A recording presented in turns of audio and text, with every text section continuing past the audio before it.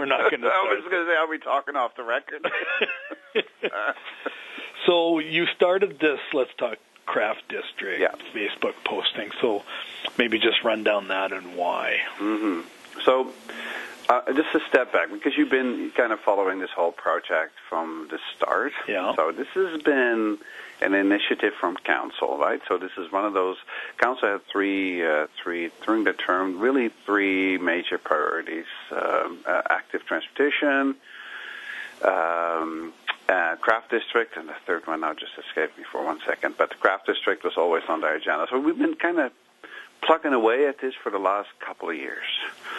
So we started with a consultant who came up with after doing some consultation, and then they did a public session and stuff. They came up with a preliminary plan, like an idea. This was just a really high-level idea about widening the sidewalks and just creating a more attractive street.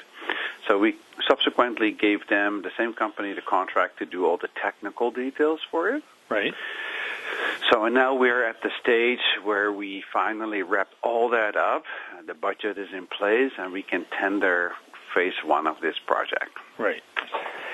And we had heard very little pushback. We included some people from the community who were on our committee, and you've reported on it, CKDM has reported on it. But all of a sudden, there was a misconception out there that we were going to close down the street. And I think that's our fault. And by our fault, I mean we use terminology, municipal and government talk. So we said things like, we apply to reroute PTH 5. Right. Right? And then people might hear that and think, oh, we're closing down the road? Yeah. So even though, and there might have been some people using that for sort of malicious reasons to kind of create confusion, but I do think that I truly think that some people kind of got, made up their own version and kind of misunderstood. And I think we could have done a better job explaining to the community what it is we want to do with this street. And that's in essence what that post was about. Okay. So I had I'm working with Justin, our project manager, and I had told him several times, let's wait, because we didn't have all the details. Like, for example, we haven't tendered this project yet.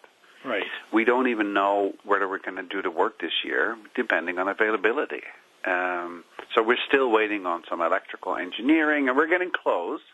But this might not happen this year, and we hope so. So I said, let's wait until we have all the facts. And I think we maybe should have gone out a little bit sooner. And so we did post it as a reaction to some of the comments online. Right. And letters to the editor, where we were like, no, this is not what this project is, and let's just get the facts out there. And so then people are informed. And in addition, we also have now invited the stakeholders, which is the business and the building owners in and around that street, to come to an information session, a stakeholder session on June the 24th.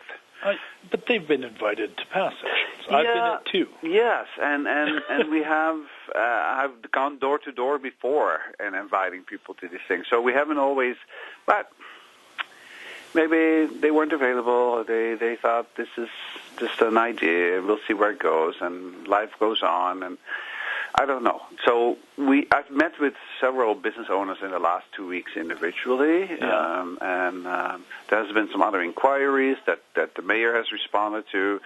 So there's been lots of chit chat around it, and that probably helps a lot because I think the general public is a little bit better informed now.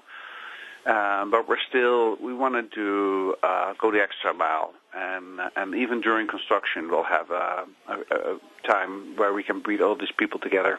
Right. So there will be some temporary street closure and disruption, right? So like there is with any reconstruction, that's right. Any road, yeah. Right? But so we're not closing the street. As a matter of fact, the street will continue to function just like it is now. It is not going to be a one-way street. It is just like the street is wide enough for us to slightly widen the sidewalks. And so I'm talking about 3 feet on each side. Right. And still have the width of the parking lanes and the drive lanes be highway conformity, like be within the standards of the Highway Act. So we're just creating a more appealing pedestrian-friendly street, and we will have bump outs.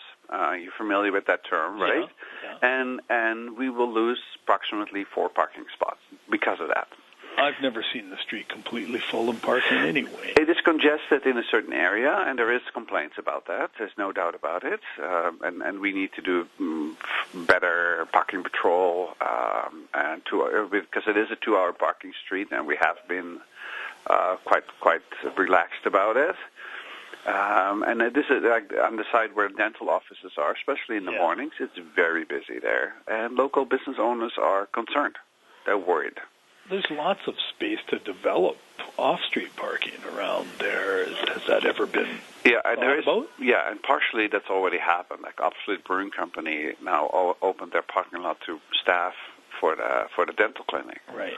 But it is we're lucky in Dauphin, maybe even a little bit spoiled, that we can often park in front. Yeah. And don't have to walk a little bit, where other communities, that's very common, right? Right. So we have a public parking spot on the other side of Main Street behind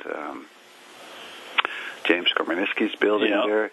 We have, like I said, Obsolete Brewing Company has a parking. There's lots. And even if you park closer to CIBC or the Taekwondo school, during the day there's often ample parking. But if you are a business and you have heavy goods, such as the butcher shop or the pet store, you want people to be able to park close by. And we are making accommodations for that as part of this plan.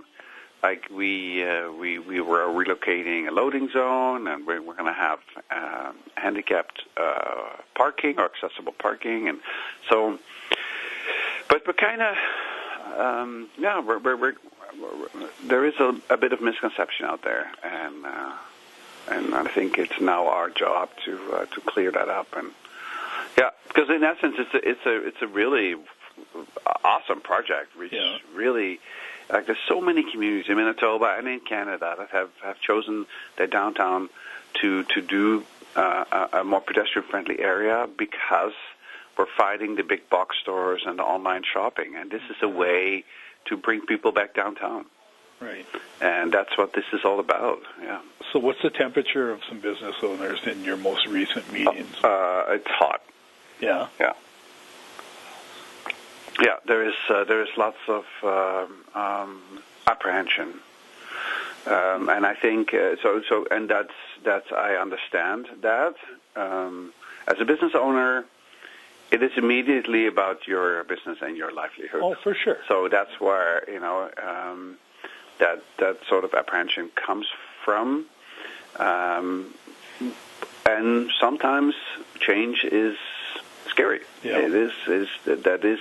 And I know, we all know that. Yeah. But if we want to be a progressive, forward-thinking community and we want to grow, we have to take risks. And we have done that in the past many times. And we've seen the same sort of motions as when it comes to the movie theater and it came to the credit union plays and all these projects that I've been involved in the past. Yeah. We've gone through the same things. Like people say, we don't need that.